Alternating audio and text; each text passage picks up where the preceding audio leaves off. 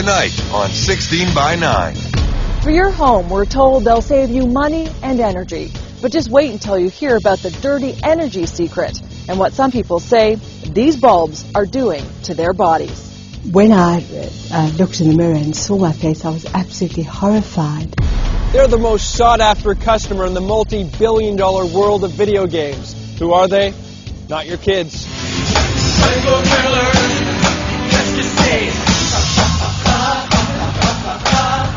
That's all coming up on 16 by 9. Please don't touch it. That's the salt. Well, talk to us about that. I don't need to talk to you. I didn't even touch him.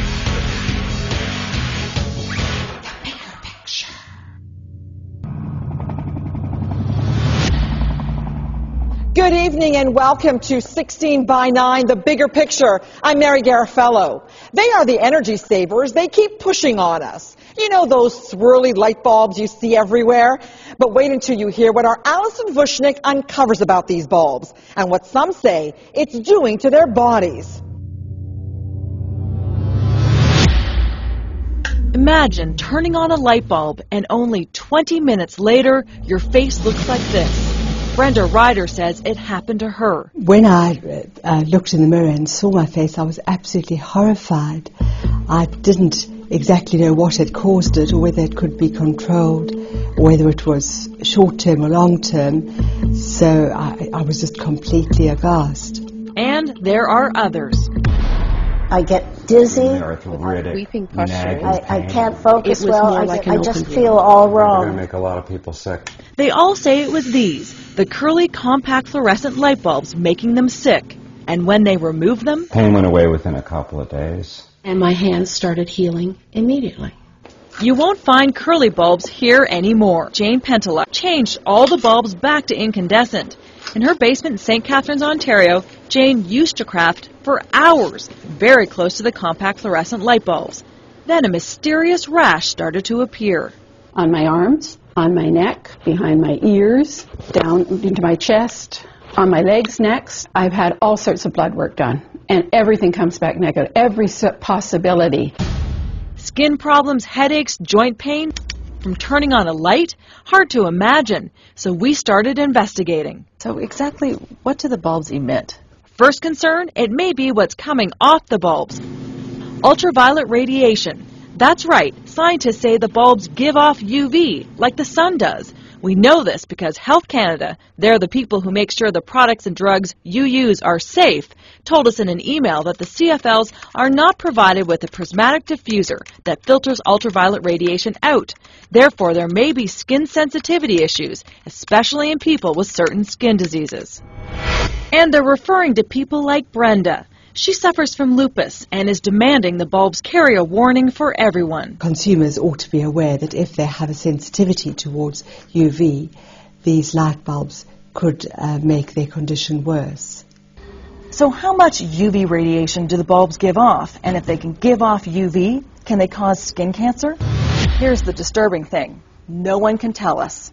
Health Canada, the government agency that's in charge of protecting your health, well, they're testing the bulbs.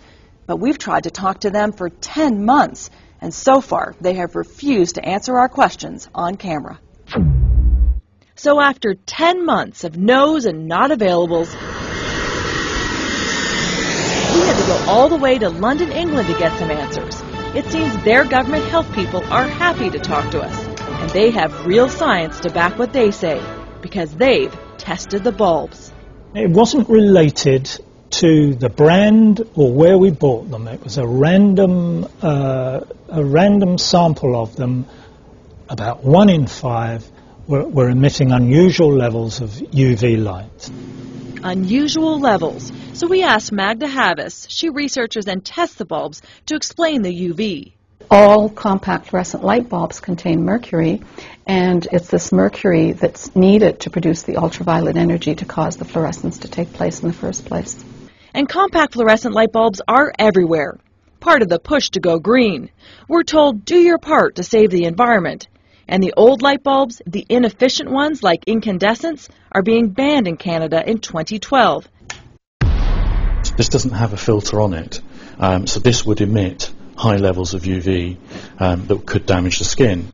Andrew Langford leads a UK advocacy group fighting to find out more about the potential dangers of these bulbs. We already know that it's causing things like blistering and skin sensitivity, but time will tell as to whether or not the UV light is causing skin cancer.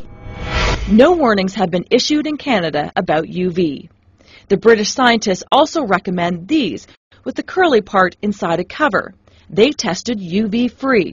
You can buy these bulbs in Canada as well. Good for you that you're saving energy, but I would also say don't sit right beside them until we know more. Dermatologist Dr. Cheryl Rosen says it's the same advice for children. They should be at a distance until we know more. I think the key point here is that we don't know the whole story yet. So what about the people who make and profit from CFLs, the manufacturers? For months we contacted the big three, Philips, General Electric, Osram Sylvania, and their Lighting Industry Association. Only Philips told us that they were investigating UV concerns. All three companies maintain their bulbs meet industry standards and are safe. But each time we asked for an on-camera interview, we were denied. Health Canada has never set rules for UV, so there are no rules being broken. If we're going to have these devices, there should be proper standards for them. So when Jane heard the warning from British scientists, it upset her. Their advice, don't get too close to the bulbs and limit your exposure time. I'm upset, very upset, that this has happened without any warning. There was no warning attached to these fluorescent bulbs. Do not work within so many feet. Do not use more than so many bulbs in your home. There was nothing. People should be aware of this and avoid being in close contact with them for more than an hour. As for Brenda, she found a doctor who treated her and her skin cleared up. She knows people who suffer like her are shunned, so she started a support group. No one really advised me or even, I think, particularly believed me. I had a strong reaction from other sufferers who said that it was such a relief to know that somebody else understood and shared their experiences of these lights. Next on 16 by 9. Everything you've heard so far is just the tip of the iceberg. Coming up, what this woman is measuring is another health concern we are about to expose. Once stores start to replace their light bulbs and malls start to replace their light bulbs and everybody in their homes start to replace their light bulb, there's going to be a subset of people with migraine who may not be able to venture out until they find a way around it. If you have a story for 16 by 9, call our tip line